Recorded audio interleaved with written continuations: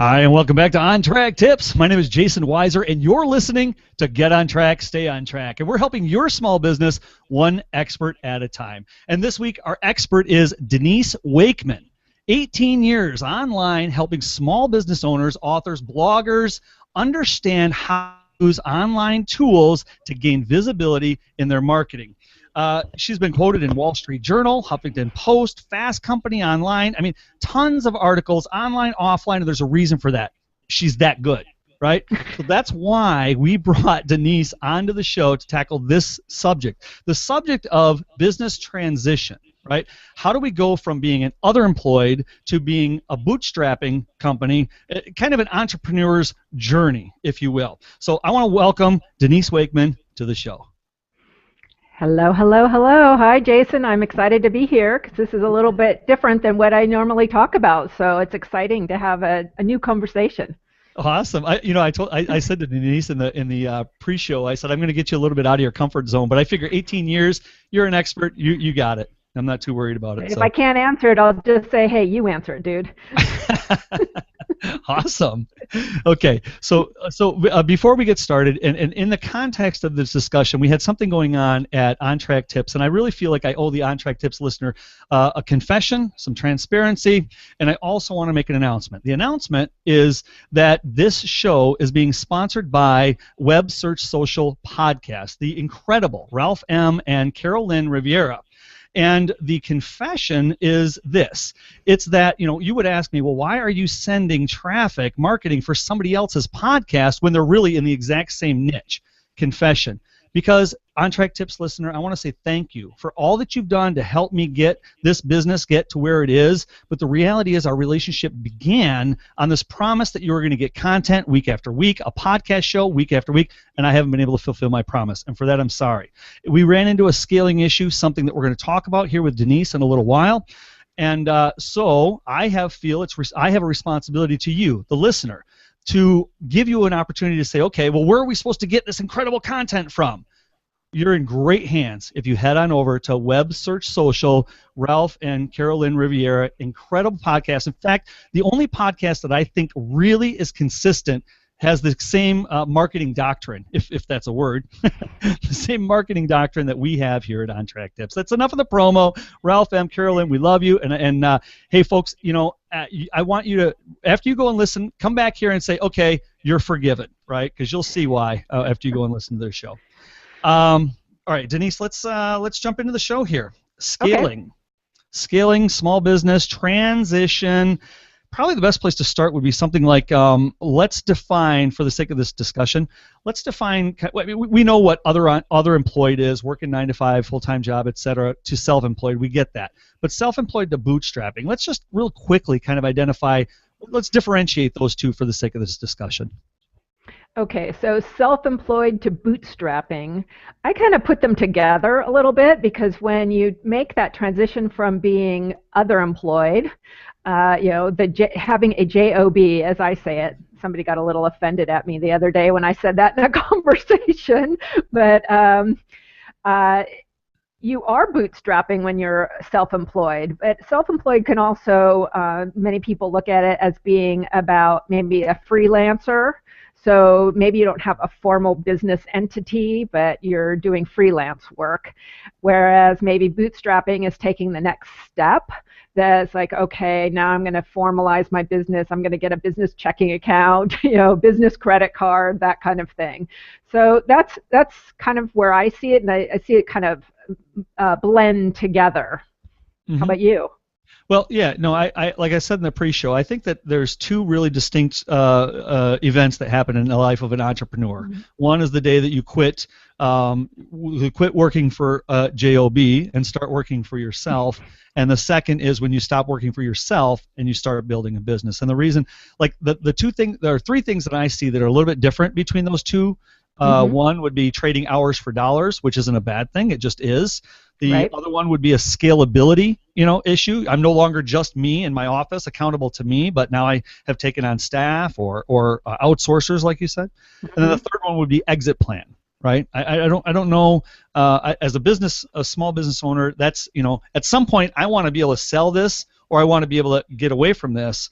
So in that, let me ask, Denise, you know, you're Denise Wakeman. Your job is Denise Wakeman. Could your company function without Denise Wakeman? No. And because that's, a decision that I've made for my own business, is that I didn't want it to become much bigger than just me and some outsourced help. Because I made a lifestyle choice around that. And I think that because people know me as my business, that, handing it off wouldn't make sense. Mm-hmm. I am the brand in this case.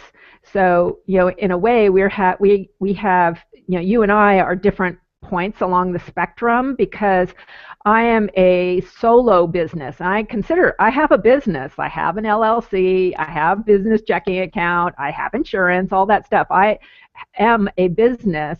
I am not a freelancer, and I pay people to help me do things, but I don't have a business entity that is not associated with my name. So, like you have your Wiser Sites business. Yeah, and that's okay. So I think that's a great point. It seems like let's stop for a minute there. So I would think that I'm more of the in that SMB phase, the small business phase. You've chosen to go the route of the self-employed phase, if you will, right? Am I correct there? Or for the sake of this discussion? So let's differentiate here. I see a lot of times especially in the business circles, this kind of nose in the air attitude about self-employed people, right? So let's talk real quickly about what are some of the advantages of being self-employed versus going to that next level. Well, do you not consider yourself self-employed, even though you have a bigger company? Well, I'm in that transition where I'm hoping that I'm not being self-employed, quite honestly. I do pay myself a paycheck, but we're building out a lot of subscription services, and I'm training project managers and staff so that if I weren't here, then I wouldn't, I could still collect a paycheck, but not have to work. There's still hosting services, subscriptions, things that are working even if I'm not working. Right. Okay, so I'll go back to your question about the luxury of staying small, because it's a conscious choice that I've made. I mean, many people have suggested, why don't you go bigger? And frankly, I don't want the responsibility. I like my life the way it is that I can travel the way I want, when I want. I've got systems set up. I've got people working for me that, income still comes in, and yet I don't have to manage a large staff, or any staff really. The people who work for me are freelancers, basically, so they're responsible for themselves. They do work for me. I send them a check, or send them PayPal. But that's the way I like it. I don't want it to be any more complex than that, because that's just not where I want to go with my life. Mm-hmm. You've got this. You've got an article that you talk about building foundations, and that's one of the things that I think that is so important about your messaging and why so many people gravitate to it. You really focus on foundations. In your article, you wrote 3 essential truths about entrepreneurial success. And you talk about connections, experimentation, and adventure. Excellent article. Head over to DeniseWakeman.com and look for 3 essential truths about entrepreneurial success. You've got a great quote in there. I really like this. You say, tools or tactics are secondary to your entrepreneurial success. When you radiate joy, people notice it, they gravitate to you, and then the tools and the tactics, they serve as a vehicle to engage and interact with your desired audience. Now, I understand that this is largely you're talking about marketing and visibility, because that's really your strength. That's your wheelhouse, right? Yes. But can we kind of draw from this, take it behind the scenes, and think about think about this, where we ran into this issue, where we had a great marketing engine that was working great, but the problem was we got so much work that we could no longer up with the work, and so we got a saturation point where, did I break up just now? Just a little bit, yeah. I'm sorry. So what I was point where we could no longer manage social media, content marketing, email marketing. We got kind of flooded. So what I want to ask you is what are some things that we want to make sure to get in place for this event, for this great event that we're hoping for, like landing pages, for example. We talked about this a little bit. Yeah, well, so you need to have any business, whether it's one person or 10 people or 200 people, you need to have the systems in place, the foundational pieces in place to be able to handle whatever that business is that you're looking to grow, right? So you need to have your web presence, which is going to be your website, blog site, which you know very well, and you mentioned landing pages. Those landing pages are where you're going to funnel people into your business and figure out where they're going, what part of your business you want them to go into. And of course, every business is different, how complex it is. I mean, it sounds like you offer, several different services, and so, you need to be funneling people into different places depending on where their business is located on the spectrum of small to large, that sort of thing, right? So then you start building in those pieces to take them through your system to find out what do they need from you. When you start seeing those things happening, then okay, this is where I need to build up capacity, right? So you obviously found that out is where you need your capacity, and you're growing in those areas. Sometimes you can't anticipate. Obviously you had such a great marketing engine that everybody wanted you. So, it sounds like you're in that position now where you're like, okay, how much capacity do I need for that?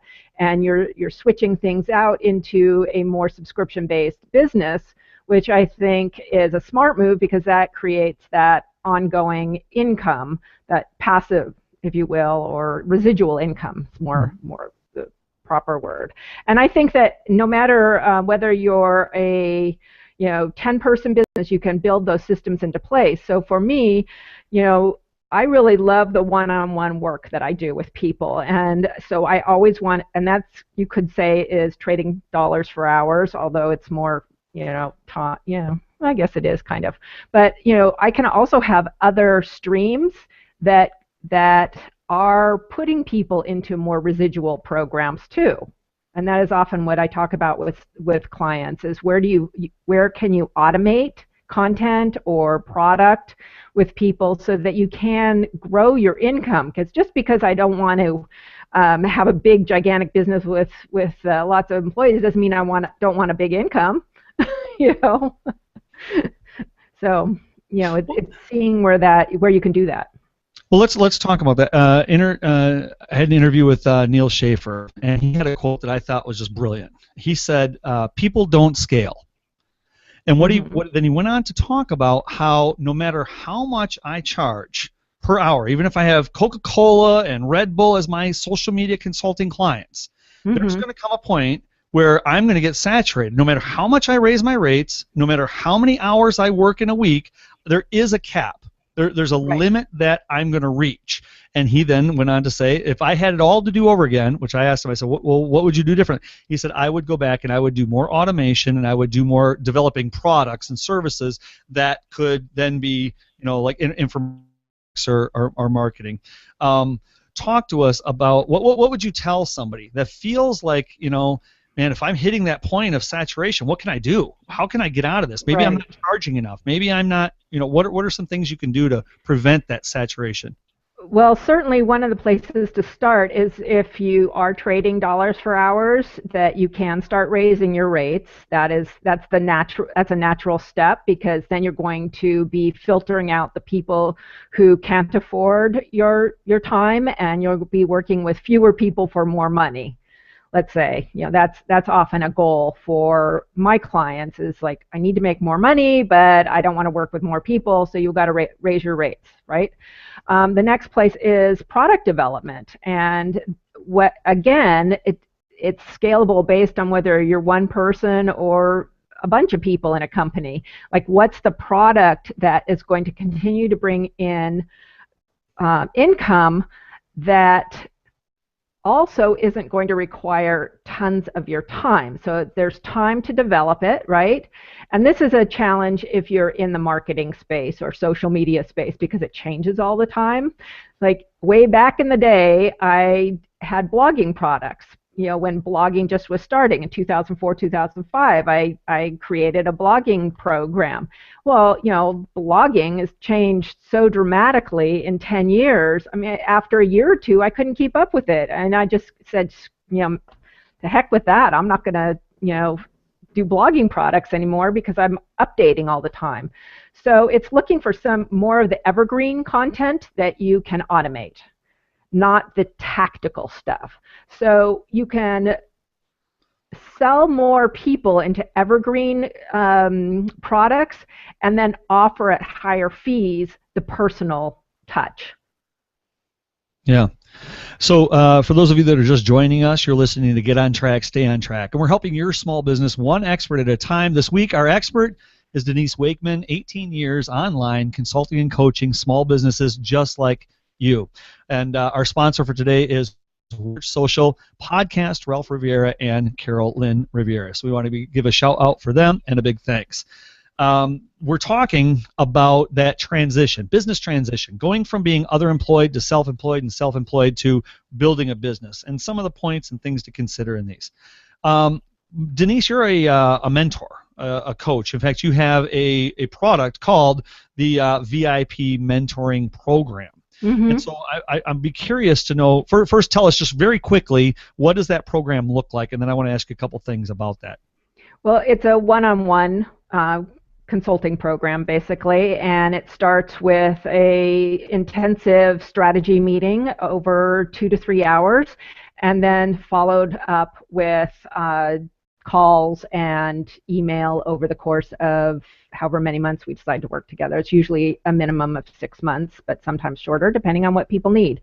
And it's not a blueprint. It's not a one-size-fits-all, because everybody comes to me with a different, in a different stage of their business and different goals of what they want to achieve. So it's very, very individualized. And it's often, because so much of my focus is on the online marketing piece and building platform or audience, if you will.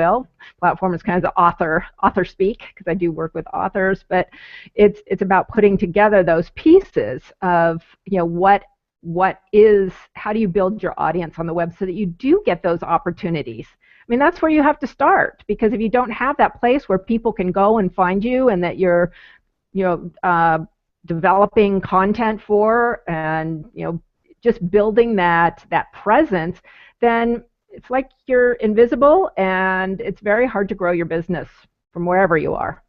Talk about a challenging niche when it comes to bootstrapping the indie author, right? Yeah. I mean, they really have a struggle, don't they? Because everybody today is an indie author. Everybody, right. I mean, with all these self-publishing tools and resources that are out there. So I think that's a great. Let's say Aunt Myrna just wrote a book about cooking, and she really needs some help marketing. So she calls up Denise Wakeman and she says, Denise, I've got this book and I love it. I'm real passionate, and it's just not selling.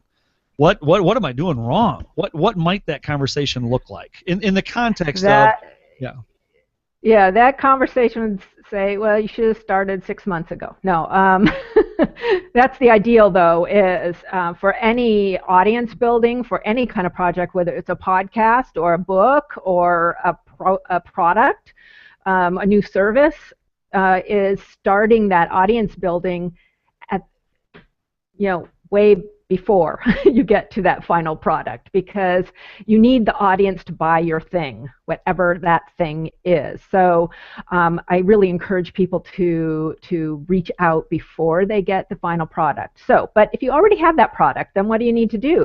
You need to be really willing to commit to working very consistently and very much constantly to get the word out. And so we start looking at, who's the audience for this thing, for the book, let's say the cookbook, and where do they hang out? Are they on Pinterest? Are they women? What's the demographic? What do they want? Where do they need to be? What do you need to do? A really highly visual campaign?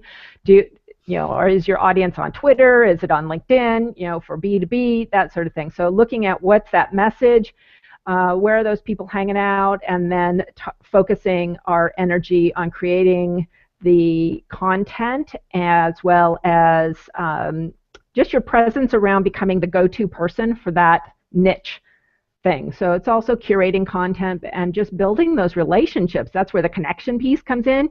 You got to start talking to people, because if you don't know them, they're not going to buy your stuff.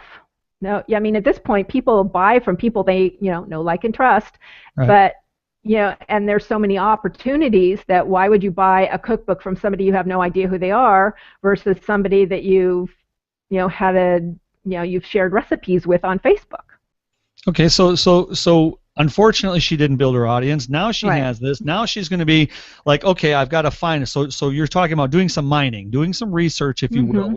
We talk a lot here at On Track Tips about client mining, using tools like Twitter, hashtags, Google Plus, brilliant places to do client mining, profiling, if you will. Right. But what does she do then? She starts to talk to these people, and to prevent that real outbound, here, look at my stuff, look at my stuff, look at my stuff. Give us one or two things that Aunt Myrna can do. Okay, let me ask this question. We see a lot of tips and tuts and tutorials about how to increase your Pinterest and your Facebook and this and that. Can she get too involved in all these different places? Where should she start? What micro, macro? Well, it typically will say start with just one or two networks. I mean, yeah, there are some of us who are everywhere because we've started a long time ago. So we've layered it on, and so that's why we now use all the sites. But somebody new, I say, pick, once you know what you've mined your audience, you know where they are, then you just focus on one or two places so that you're not, you're not spreading yourself too thin, because you do need to be very consistent about this. And then, one thing that I think is really important is not just to be pushing your stuff out, but also to be finding other people and connecting with them. So follow the people that you're interested in who are in your niche, because that starts a conversation. So don't worry so much about where are the customers, but just start building the relationships with other people whose content you can share so that you become someone that people want to follow as well. Do you remember that famous article by Kevin Kelly, 1,000 True Fans? Was it back in like '94 or something like that? Everybody was quoting it, and you remember that one, right? Yeah. Yep. Okay. So I think that a great article makes great sense. I reference it a lot, but I think tell me what you think. I think that it's almost gotten to the point where really 100 True Fans is sufficient right now, and I encourage my clients, and see what you think about this. I encourage my clients to get more. This is how we built our business. This is why we're at a point of saturation where I just can't simply keep up, because that 100 people is all I need to be able. Right now, we're getting business through referrals. That's where all of our the point where I don't have to market to new people because we're just getting great referrals. Okay, so really focus on those 100 people and build those deep, intimate relationships until you find one or two people that become a client who will then refer you. Thoughts about that? Right. On micro. Well, I think that works definitely, but you don't know who those 100 people are. I mean, necessarily at the outset, right? So at the outset, I think you need to be, maybe working on a little bit bigger scale to bring people into your community, like connecting out and in, until you start seeing who is responding to you, because you didn't just say, okay, there's 100 people. I mean, they've probably flowed into you and showed their head and waved their hands that they really liked what you were doing over a period of time. And there's probably a much larger audience that you have connected to you, but those 100 stood out. So I think that you need to be bringing new people into your sphere, into your networks, but then when somebody raises their hand that they're standing out, that they like what you do, and they're always sharing what you put out there, then you hone in on those people and really cultivate them too. I mean, in a sincere, authentic way, of course, not just as like, oh, how can I use this person? I mean, that's not, I don't think, we're not talking about that, but yeah. But I think that you do have to have a bigger pool, because those 100 people, I agree, most of us don't need more than 100 people to have a successful business, right? You know, depending on what your goal is and what your product is, et cetera. But you need a bigger pool to find those 100 people to start with, for sure. Well, especially at the self-employed level, right? Yeah. I mean, when if you get to a place where you are a subscription-based, then absolutely splash it out there, hit as many things as you can, start doing Facebook advertising. I get, some of my clients, and they're like, yeah, should we be getting into Facebook ads? And I'm like, well, do you really have products that warrant that? I mean, maybe you're going to find somebody, but I really think it's the in the trenches, meeting real people, like you said, doing the mining, finding out where people are, engaging them there, and cultivating more effective at that self-employed level, right? Then now when you make that transition, am I breaking up again? Yeah, I just missed the last sentence there. Okay, well, I'm just rambling anyway. We've only got 3 minutes left, and so I want to know of all the people that you've consulted, what are some of the most popular questions that you just happen to hear over and over again? How do I create original content consistently, and how do I manage my time? Because most people, the first thing is that I don't have time for all of this.